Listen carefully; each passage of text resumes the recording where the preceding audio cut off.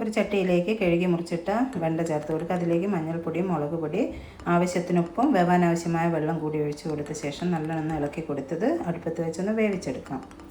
നമ്മുടെ വെണ്ടയൊക്കെ ഇവിടെ വെന്ത് വന്നിട്ടുണ്ട്. അതിലേക്ക് കുറച്ച് കറിവേപ്പില ചേർത്ത് കൊടുക്കാം. പിന്നെ നമുക്ക് അരപ്പും ചേർത്ത് കൊടുക്കാം. ഇത് പച്ചമുളകും കറിവേപ്പിലയും ചെറിയ ഉള്ളിയും ചേർത്ത് അരച്ചെടുത്ത അരപ്പാണ്. അധികം അങ്ങ് അരയണ്ട. അത് നമുക്ക് നല്ലോണം മിക്സാക്കി കൊടുക്കാം. അതിനുശേഷം ഒന്നുകൂടി ഒന്ന് അടച്ചു കൊടുക്കാം. ഇതൊന്ന് അരപ്പ് വേവാനായിട്ട് നമ്മുടെ അരപ്പൊക്കെ ഇവിടെ വന്നിട്ടുണ്ട്. ഞാനിവിടെ ഗ്യാസ് ഓഫ് ചെയ്ത ശേഷം ഇതിലേക്ക് 1/4 കപ്പ് അധികം പുളിപ്പില്ലാത്ത തൈരാണ് ചേർത്ത് കൊടുക്കുന്നത്. എന്നിട്ട് നല്ലോണം ഇളക്കി മിക്സാക്കി കൊടുക്കാം.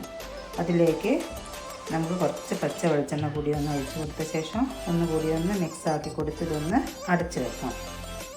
ഇത് തീർച്ചയായും ഒന്ന് ട്രൈ ചെയ്യേണ്ടതായിട്ടാണ്. നല്ല ടേസ്റ്റിയായ വെണ്ടയ്ക്ക അവിയലാണ്. എല്ലാവരും ഒന്ന് ട്രൈ ചെയ്ത് നോക്കാം.